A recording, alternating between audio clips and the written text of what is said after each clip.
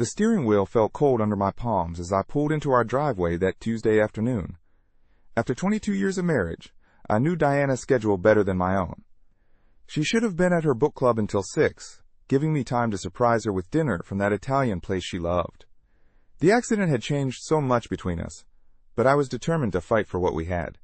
The car accident, 8 months ago, had stolen more than just my confidence behind the wheel.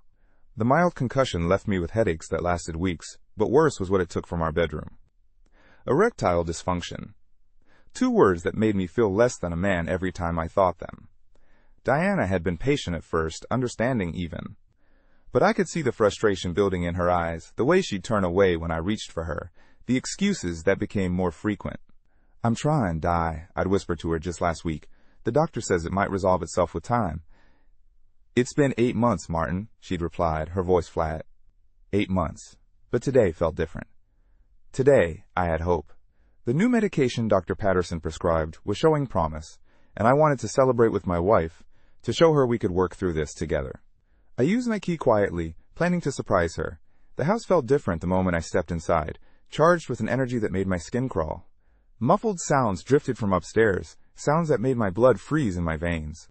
My legs moved without conscious thought, carrying me up the stairs I'd climbed thousands of times before.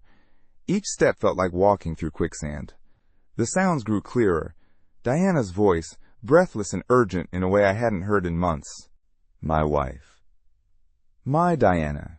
Writhing beneath another man on our bed, the same bed where we'd made love on our wedding night, where we'd conceived our daughter Dallas. Her face was flushed with pleasure I hadn't seen in our bedroom since before the accident. The man above her was Bill Morrison, Dallas's boyfriend's father, someone we'd shared barbecues with, someone I'd called friend. The world tilted sideways. My chest constricted like someone had wrapped steel cables around my lungs and pulled tight.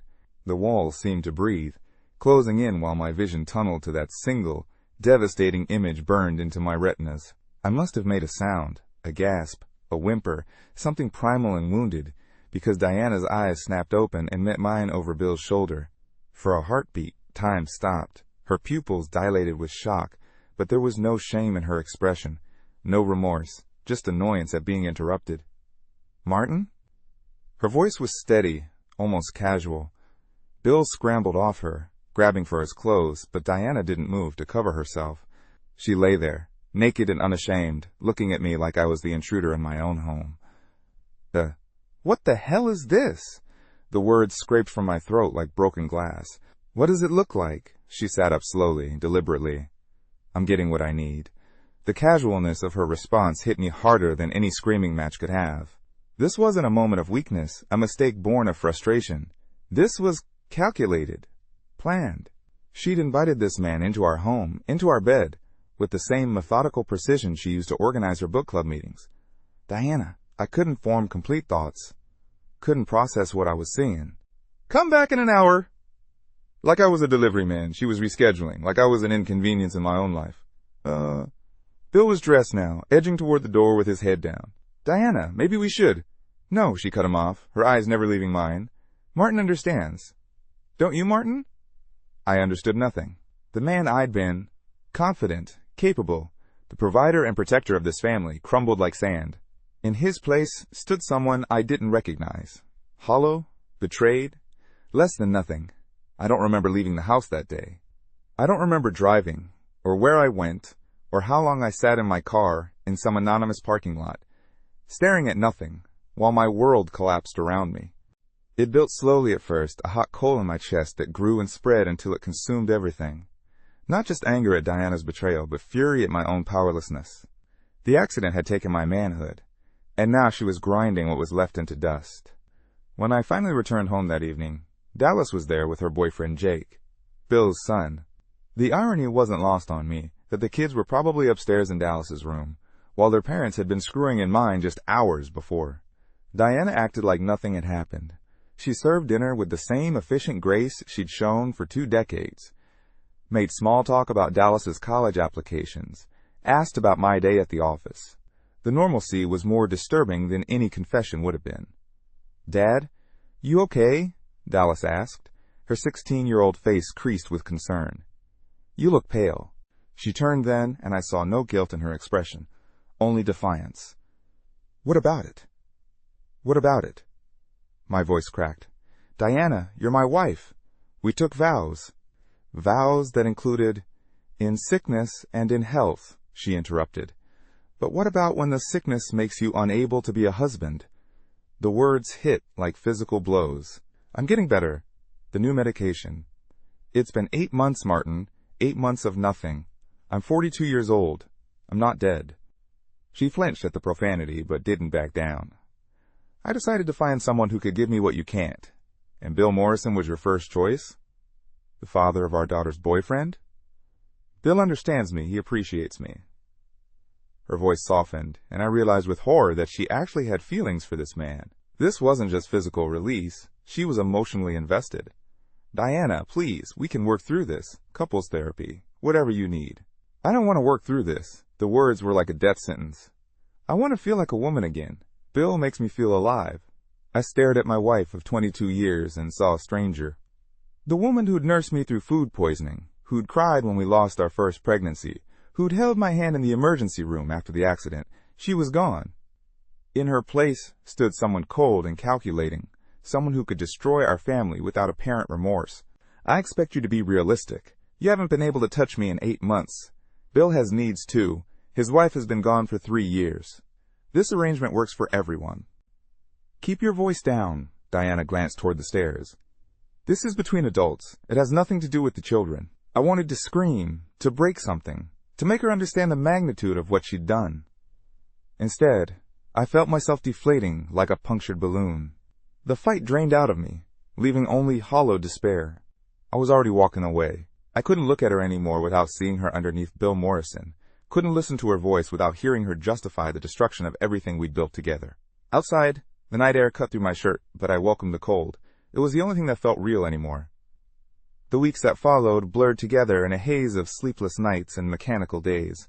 I went through the motions of living work, meals, conversations with Dallas while dying inside. Diana continued her affair with Bill, no longer bothering to hide it. She'd disappear for hours at a time, returning with her hair mussed and her lips swollen, offering no explanations and showing no remorse. The breaking point came on a Thursday evening in early November. I'd come home to find Dallas in the kitchen, tears streaming down her face. She looked up at me with eyes that held too much knowledge for her 16 years. Dad, I saw Mom. With Mr. Morrison. They were kissing in his car right in front of our house. My heart shattered all over again. Not just for me, but for my daughter, who'd been forced to witness her mother's betrayal. I know about the affair, Dad. I'm not stupid. Her voice was bitter, aged beyond her years. Jake told me his dad has been acting weird, sneaking around. I put it together. I pulled her into my arms, feeling her shake with sobs. I'm sorry, baby. I'm so sorry you had to see that. Why isn't she sorry, Dad? Why doesn't she care that she's destroying our family? I had no answer. How do you explain to your child that sometimes the people who are supposed to love us most are capable of the deepest cruelty? That night, after Dallas went to bed, I sat in my study staring at the oak tree visible through the window. It was massive and ancient, older than our house, older than our marriage. In the darkness, its gnarled branches looked like arms reaching toward the sky in supplication or surrender. I thought about driving into that tree. The thought came unbidden but felt oddly comforting. One quick turn of the wheel, one moment of impact, and this pain would end. Dallas would be better off without a father too weak to keep his family together. Diana could have her arrangement with Bill without the inconvenience of a broken husband in the way. I spent the day at work in a strange state of calm. I organized my files, updated my passwords, left subtle instructions for my replacement. To anyone watching, I had probably looked more at peace than I had in months. When we got home, Diana was getting ready to leave again. She barely looked at us as she grabbed her purse and keys. After she left, I tucked Dallas into bed like I had when she was little, smoothing her hair and kissing her forehead. An hour later, I was in my car, driving toward the oak tree. The headlights cut through the darkness, illuminating the massive trunk that would end my suffering. I pressed the accelerator harder, feeling a strange sense of peace as the speedometer climbed. At the last second, I thought of Dallas. Not of her grief, that would fade with time, but of her eyes at dinner, the concern in her voice. She'd asked if I was okay, and I'd lied. I was about to make her the daughter of a suicide, to saddle her with that guilt and shame for the rest of her life. I yanked the wheel hard to the right, but it was too late. The car clipped the oak tree with tremendous force, spinning sideways before slamming into it again. The world exploded in a symphony of breaking glass and twisting metal. I woke up in the hospital 5 days later to the steady beep of machines and the antiseptic smell of industrial disinfectant. My body was a roadmap of pain: broken ribs, fractured arm, concussion, internal injuries that required surgery, but I was alive. The first person I saw was Dr. Lasser, a psychiatrist with kind eyes and a gentle manner that immediately put me on guard. I'd been unconscious for nearly a week, she explained, and there were questions about the nature of my accident. The police want to speak with you, Martin, but I told them you need time to recover first. They're treating this as a potential suicide attempt. Your wife and daughter have been here every day. They're very worried about you. Dr. Lasser raised an eyebrow. Your daughter is 16, Martin. She's terrified she's going to lose her father. She already lost him. The night her mother decided to destroy our family. The words came out flat and emotionless, but Dr. Lasser leaned forward with interest. Would you like to talk about that? So I did. Over the following days, as my body slowly healed, I told Dr. Lasser everything. The accident that caused my dysfunction, Diana's affair, her casual cruelty, the moment I decided to end it all. She listened without judgment, asking probing questions that forced me to examine not just what had happened, but how I'd let it happen. You attempted suicide because you felt powerless, she observed during one session. But you survived. What are you going to do with that second chance? I'd been asking myself the same question. The old Martin had been weak, passive, willing to accept whatever scraps of affection Diana threw his way. But that Martin had died against the oak tree. The man who'd awakened in this hospital bed had been forged in fire and pain, tempered by betrayal and hardened by loss. When I was finally released from the hospital 3 weeks later, I found Diana in our kitchen as if nothing had changed. She was making coffee, humming softly to herself. She looked up when I walked in, her face cycling through relief, guilt, and something that might have been fear. She poured 2 cups of coffee, her hands shaking slightly. The doctors said, they said you might have, that it might not have been an accident. The admission hung between us like a loaded gun. Diana set down her cup with a clink that seemed unnaturally loud. You realized nothing. You ended it because it became inconvenient, because people were asking questions, because your husband nearly died and you couldn't explain why. I laughed, a harsh sound that made her flinch. You love me, Diana. You told me to deal with your adultery like an adult. You called it an arrangement. You let our daughter see you with another man. No. I stood up, feeling stronger than I had in months. Mistakes are accidental. Forgetting to pick up milk is a mistake. Fucking your daughter's boyfriend's father in our bed while she's in the house is a choice. A calculated, deliberate choice to destroy everything we built together. Tears started flowing down her cheeks. I was frustrated, Martin. You couldn't. We couldn't. So you destroyed our marriage instead of working through our problems. You threw away 22 years instead of showing patience with your injured husband. Are you? Are you sorry you cheated, or are you sorry you got caught? Are you sorry you hurt me, or are you sorry I inconveniently survived your solution to our problems? Here's what's going to happen, I continued, my voice steady and calm.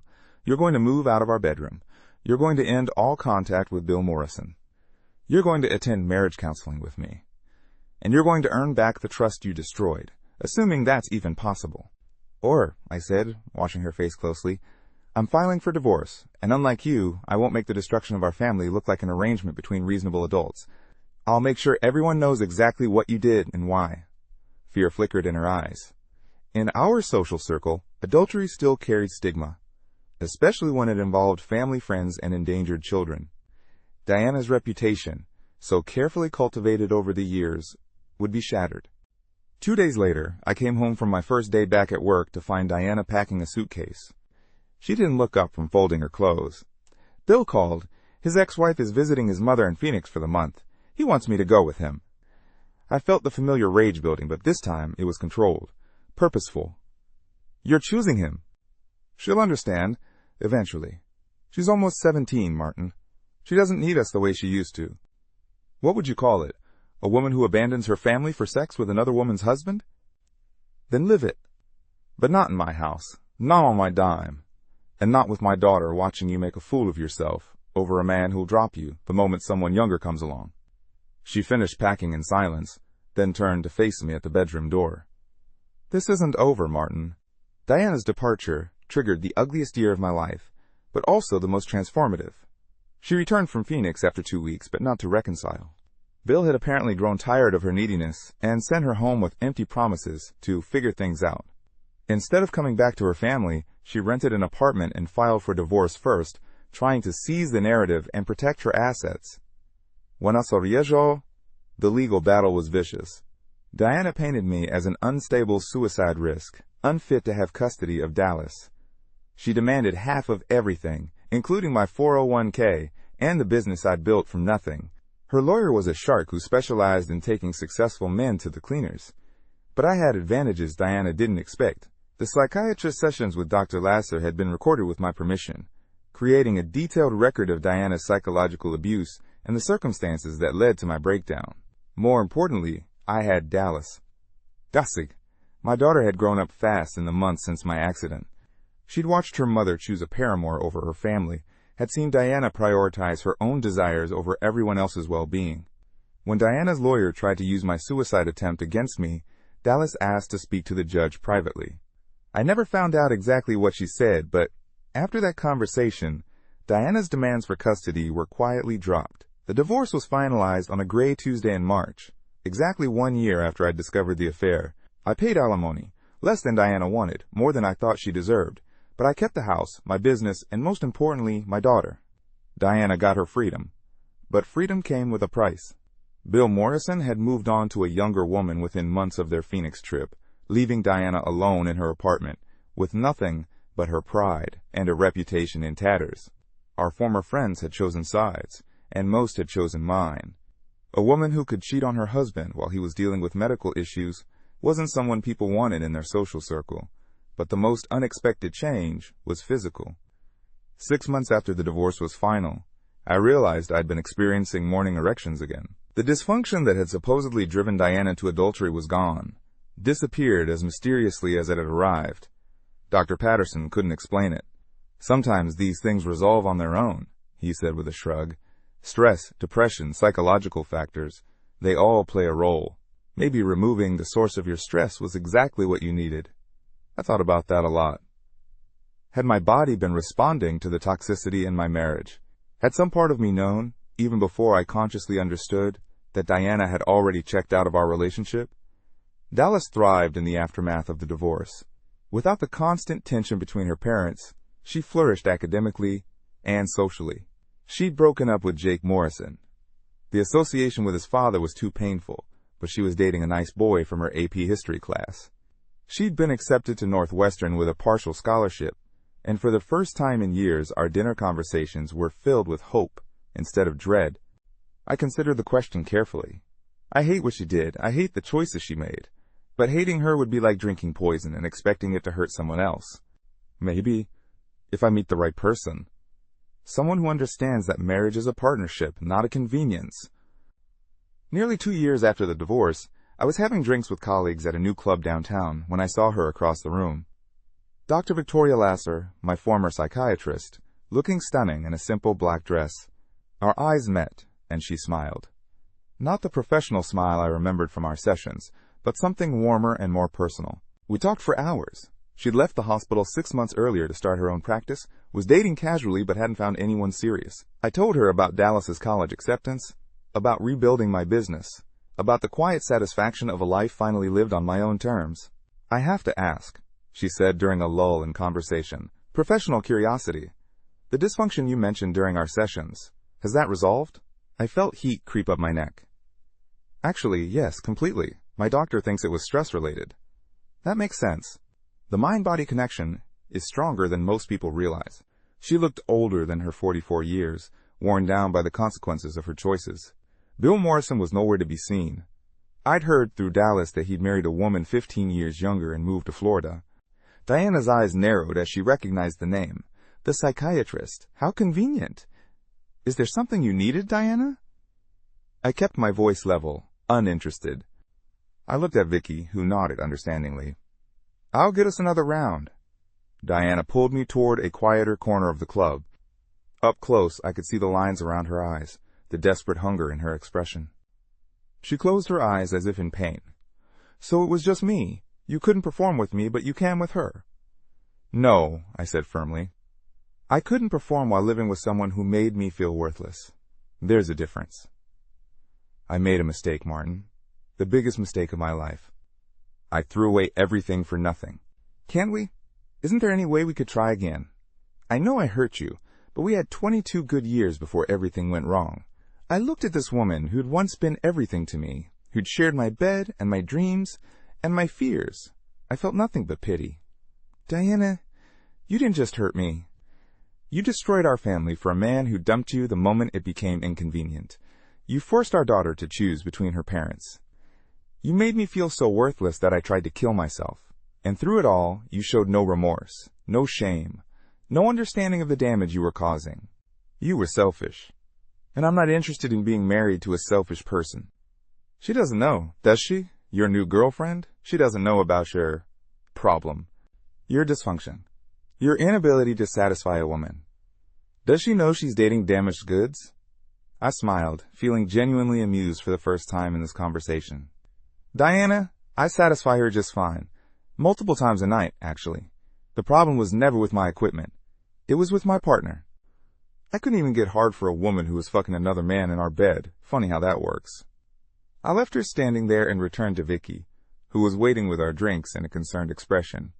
6 months later, Vicky and I were married in a small ceremony with Dallas as my best woman and a handful of close friends as witnesses. Diana wasn't invited, but I heard she'd moved to another state, finally understanding that her choices had consequences she couldn't manipulate or charm her way out of. On our wedding night, as Vicky and I lay entwined in our hotel bed, I marveled at the journey that had brought me here. The man who'd driven into that oak tree had been broken, defeated, convinced he was less than whole. The man who'd emerged from the wreckage was someone I respected. A father who'd protected his daughter, a professional who'd rebuilt his business, a husband who understood that real love requires mutual respect and genuine partnership. I thought about Diana, probably alone in her apartment, paying the price for betraying the man who'd loved her unconditionally. I thought about Bill Morrison, who'd used her and discarded her like a toy he'd grown bored with. I thought about the oak tree, still standing in our old yard, bearing the scars of my impact but surviving, thriving, growing stronger. The oak tree had nearly been my ending. Instead, it became my beginning. Sometimes the worst thing that happens to you turns out to be the best thing that could have happened. Sometimes you have to break completely before you can rebuild yourself into someone worthy of real love. I'd learned that betrayal reveals character, not just in the betrayer, but in the betrayed. I could have remained a victim, could have spent my life bitter and broken. Instead, I'd chosen to become a survivor. And survivors, I discovered, make much better husbands than victims ever could. As sleep took me in my new wife's arms, I whispered a silent thank you to that oak tree. It had refused to let me die. Instead, it had forced me to live, really live, for the first time in years.